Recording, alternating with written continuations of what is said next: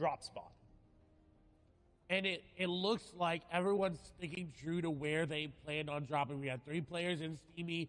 We've got, I think, only 1 or 2 players there in Caddy Corner, the 4 in Lazy Lake that we've seen time and time and again from Europe. And, of course, we've got Rezon and Holly Hedges, and it seems like he may be alone.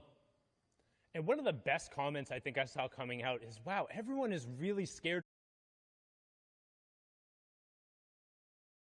Assuming now in the grand finals, everyone stays really far away from him, and you can see that in the bottom right-hand corner on the map. Not a single triangle remotely close to him representing another player.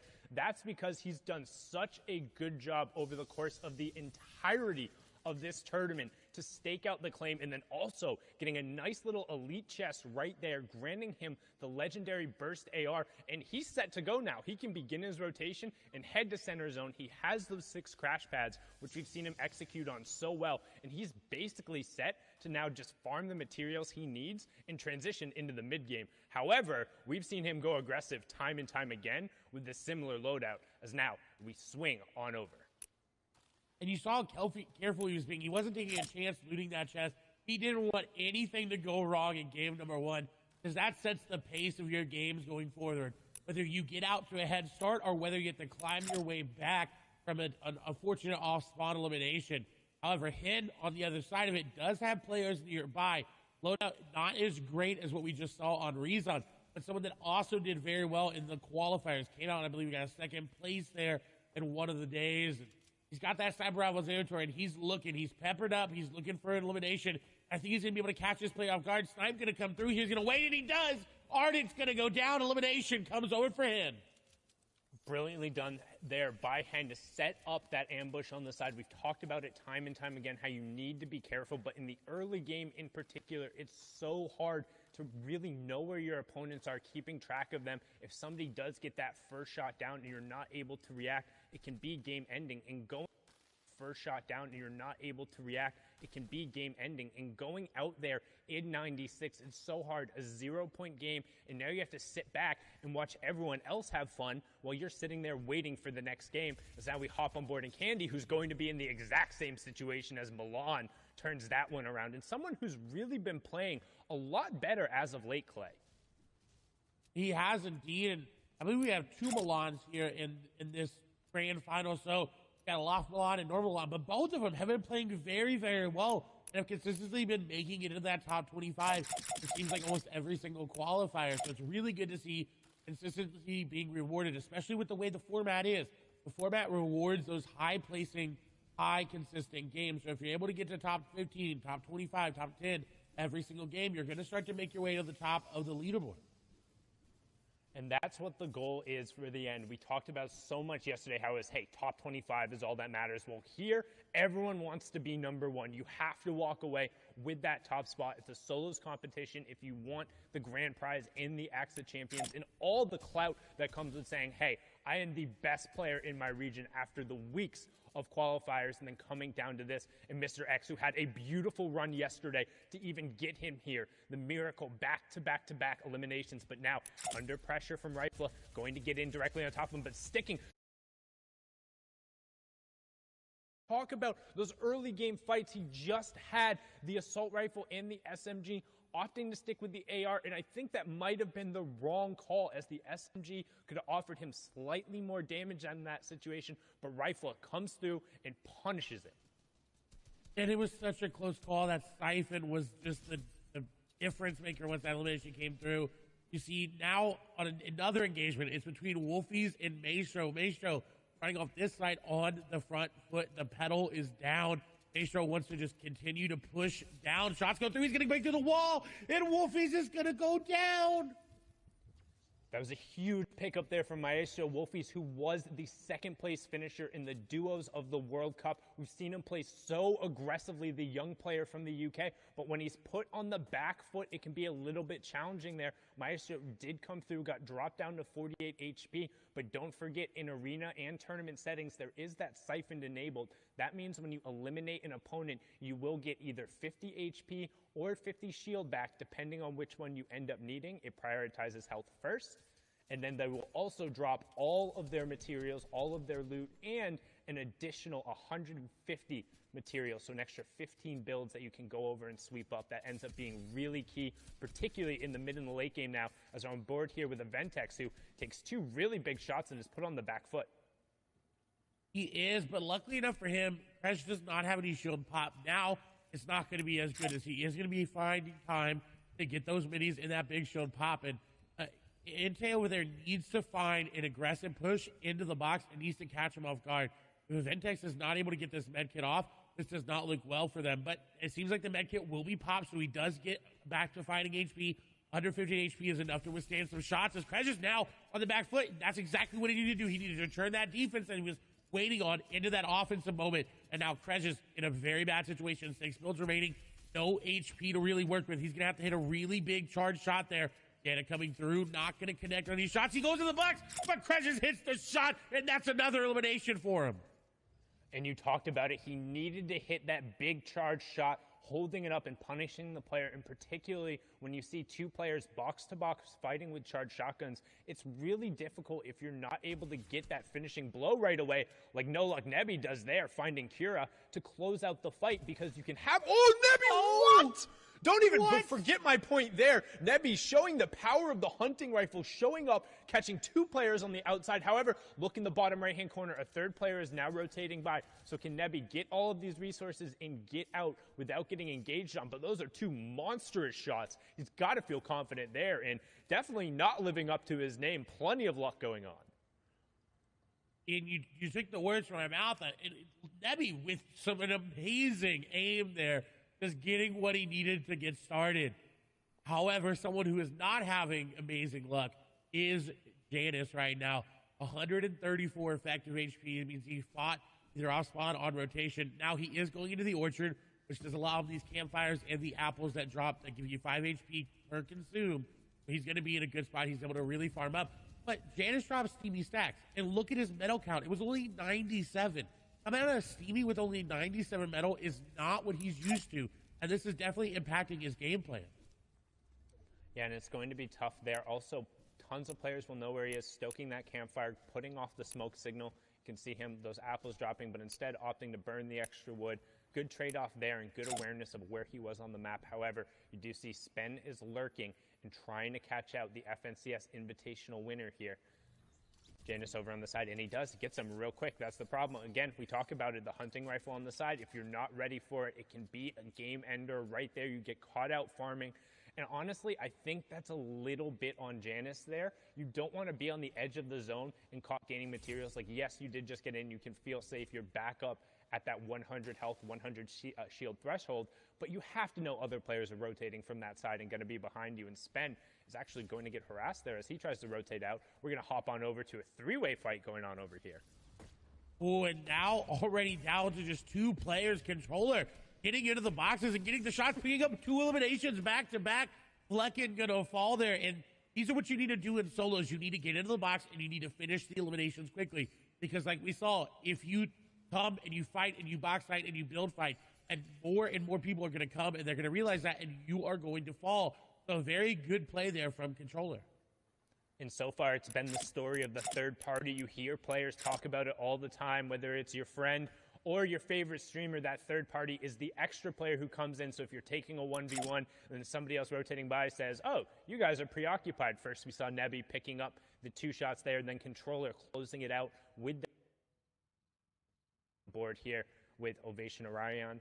We've seen him pull off a number of plays, but again, really good at kind of those ambush-style tactics, as you can see here, trying to set up a little bit on this player who's rotating in front of him. You can see the map in the bottom right-hand corner. That is the next storm zone revealed, so you can see we're pulling a little bit central. We're just kind of south of the authority, or just over the authority, with a little bit of a southwestern side there. So most of the players will have time.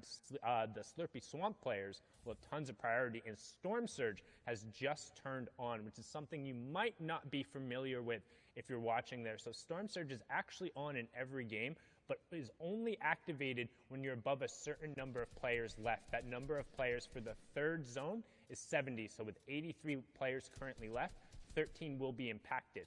What it does is those who haven't done enough damage to the opposing players will then take 25 damage every 10 seconds. This is to try and encourage a little bit of active play, which we see here from Orion taking out Queasy, who's going to be queasy about that, just being game ended right there before the rotation occurs, not picking up any points in that match.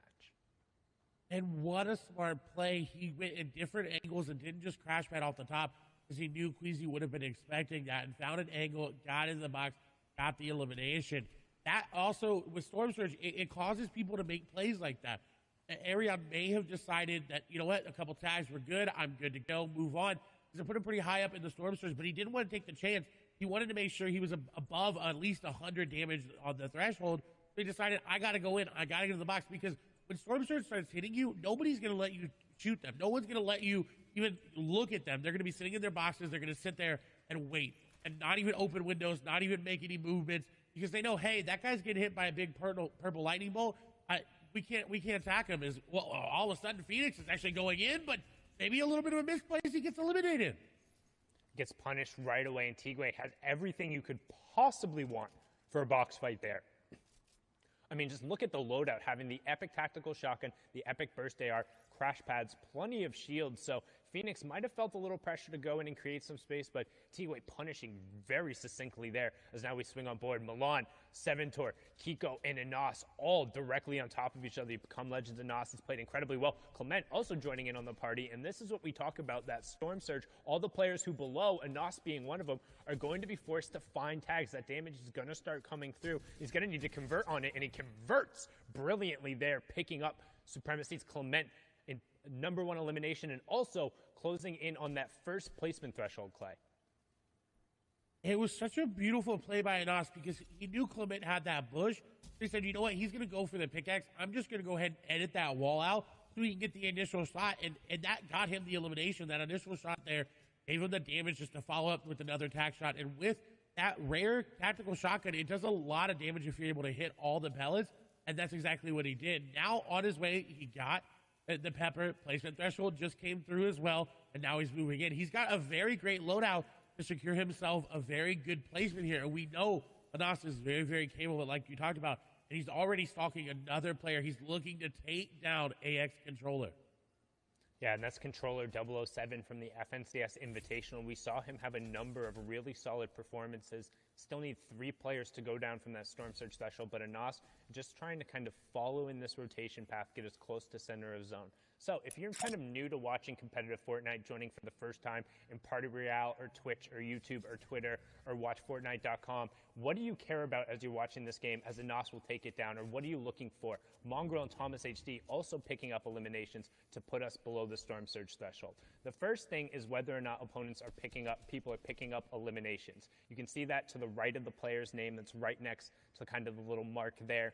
And that will represent 1 point every single time as they go through. Additionally, you're worried about them picking up placement points. In this format, the first one occurs after 25 players have gone down, then the next one occurs after 50 players have gone down, then it's every 10 and 5 players. So when somebody ends up falling in 41st or 31st or 26th, that's a huge changeover. But now, during the middle part of the game, as everyone's rotating through, what they're looking to do is establish space for themselves, make sure they're safe, and then find tags so they're not threatened by that Storm Surge that we were talking about ahead of time. As now we hop on board here with MCS like Squeezy, who has placed top 25 in 78% of his games this FNCS, best in the EU, and that's something to contrast with the fact that he also plays really aggressive in the early and the mid game. If he gets caught out and he's able to convert, he's had some of the highest elimination totals throughout the entirety of the FNCS, Clay. And I was going to say, I'm surprised he's not going into this player's box that's literally just fishing in front of him. Someone else tried it, and he's waiting. You can tell he wants to get into this box. As soon as he sees that player start to make moves into the other box, or maybe he finds out exactly where they are, he wants to go in. But he's got Letwick right above him, so you can tell he's being a little bit more cautious this time around. In the heat and the qualifiers, he knew he had a little bit of leeway after that great performance that he had. He was able to play a little bit more aggressive and still get top 25, which is insanely impressive. Now, the biggest impact of the game right now is going to be this Kit Shockwave launcher in Thomas HD's inventory. He's already gotten elimination because of it. He's also already near the next zone. He doesn't have to rotate very far, which is really good for him because he only has 94 materials. He only has 94 materials, and he's right by the priority on high zone. This is the 4th zone, which means it's the last safe zone that's completely inside the current safe zone. After that, the 5th one will be the half in, half out, which kind of signals the transition into the end game as Thomas helps end Sebi's game there. He's going to be sent back and have to queue up after that, and Thomas hits him with a favorite emote. Hey, if you got that emote and you're in Party Royale, mimic it right now. Let Thomas know you're with him and sending him the aid because he has a really good shot to ride this game out with where he's positioned, because after the 4th zone, you don't want to head super central. So all of a sudden, if that half in, half out zone pulls to the south and is on this high ground, and he has all the shockwave launcher plus a launch pad plus the mythic charge shotgun, it's going to be really difficult to force him out of a priority position. He's going to be somebody to watch over the course of this game who's going to impact the other players around him. And he's already doing that just with his AR. He impacted Sebi. He's going to take down passive. And this is very, very good for him because he doesn't have to go too aggressive to get these eliminations. They're kind of being handed to him here as he's just taking a grasp of his surroundings, looking at every possible angle and getting eliminations. And speaking of that, Mr. Savage going to pick up an elimination there onto Verstroki. Yeah, and you can see that action kind of being driven as players are forced to rotate in and start to get priority position, because it's not only just about being safe here, it's about establishing yourself for the next rotation, because that half in, half out is so important in terms of priority. But right now, Reason is 5 below the damage threshold. So once this zone clears, he'll start ticking.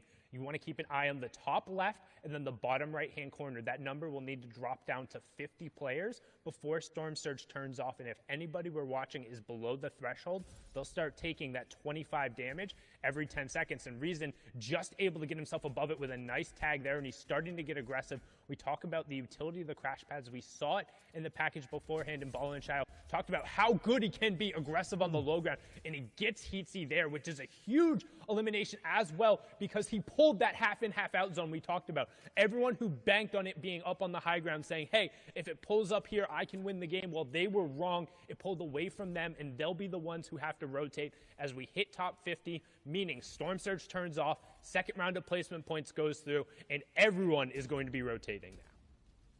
And you saw Savage just waiting with that edit open. He was looking for any possible angle to pick up an elimination. Lois as well. He's kind of fashioned himself a little bit of a base here that's got these pyramids edited in a nice way so we can see down on players rotating. And this is where you want to be. If you do pull half in, half out, you want to be looking for players. You don't want to be exposed because obviously that you could get sniped like Flois might do here. Some people, Mongrel picks up an elimination as well, so he's still here in this game and still fighting as well. As Flois is trying to snipe somebody out of the sky and was not able to hit it, but a valiant effort. Valiant effort, but just a little wide. Might have given him a haircut, but not going to connect. No Storm Surge tags in play there as we see Kami pick up a huge elim. Flois trying to get involved here, finds the first tack shot, gets the second onto Vadil, who had picked up Savage. So Savage, again, going down early, only picking up an elim and the 2 placement thresholds. 3 points for him there. As we continue through, you can see Flois and Scribs still in. Keelix as well. Skite, one of the now veterans, and they call them boomers in the lobby. 3 players in EU are 20 years old, and that is the oldest players who are in the match. But Skite has been around and qualified for nearly every one of these finals. But we're hopping on board here with Quartz Froggy, who had an absurd, just absolutely gross run in heat number 2 to qualify himself. Pushed himself, I believe it was like, I think it was like 19 or 20 points in the final game to get here, but so far quiet on the day. No eliminations, but a decent loadout as we now transition into those fully moving zones, which means all the safe zones are outside, completely away from the current one, and everyone is going to have to move if they want to avoid that storm damage. And luckily for him, it seems like it's pulling towards him, so he doesn't have to invest those crash pads right away. He can look for eliminations, as you see sitting in the code, allows him that opportunity to find these rotations as well.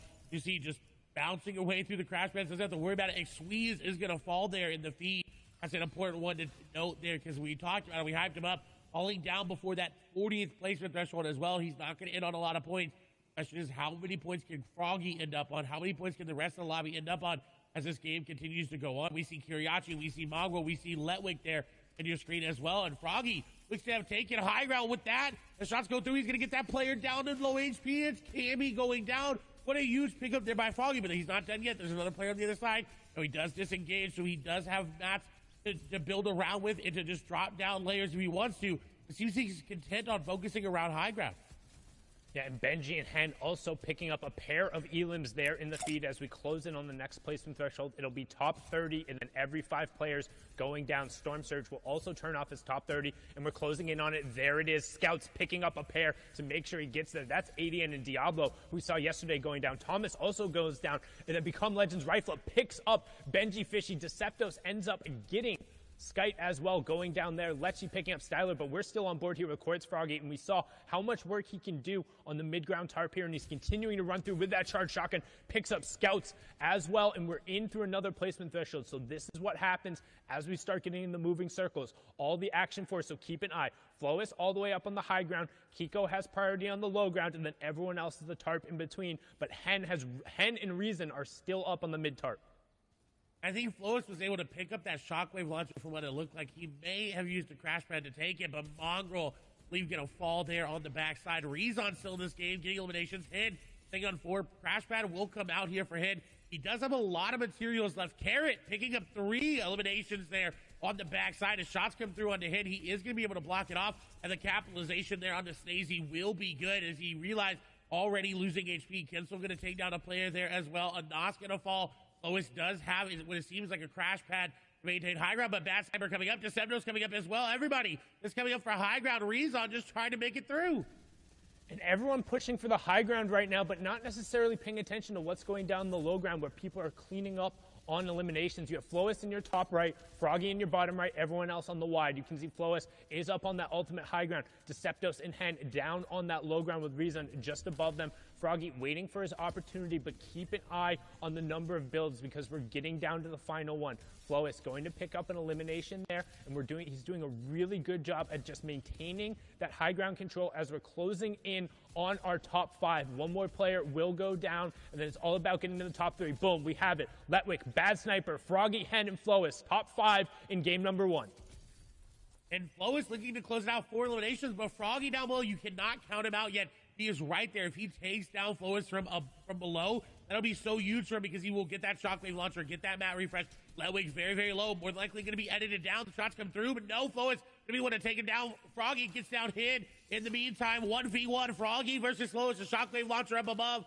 Froggy trying to dodge him. Flois sending him down. He's trying to, but he's running out of mats. 15 builds remaining, and Froggy does not look like he's stopping anytime soon. Going out in the zone, taking some damage. Going to shockwave himself down. Little Mitro classic. The shotgun does come through. The shockwave is going to send him flying. Shots come through. Flois is going to get the beam, and he takes down Froggy for the victory royale.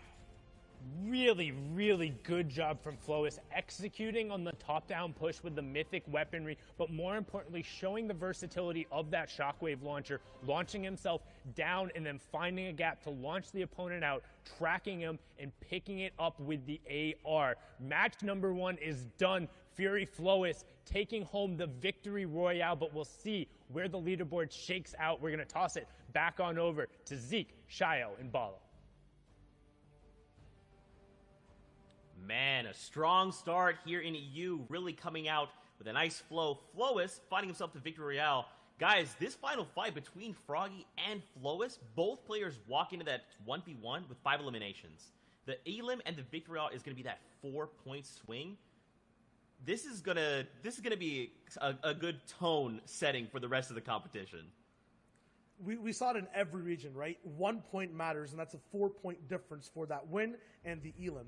The coolest thing, though, to me was the versatility for Flois and how he was playing every single engagement differently and using his entire kit to be able to hold first overall in Europe right now. 6 eliminations, 20 points, and that victory royale. Yeah, but there's also other people lurking near too, and with only the first game, don't forget there's 6 People are starting to establish themselves. I see Hen in third place right now with 15 points, a sign that he could actually be on that hot streak. Hen, a very hot and cold player. Letwick, though, played significantly well yesterday, and he's there again in towards the top placements, and also with a couple elims to put himself in fourth place, but Kinzel too. And then the rest of this, I think, is kind of maybe a little different than what we might expect in towards the end of the day. You have Carrot, you had Decyptos, you had a Nas.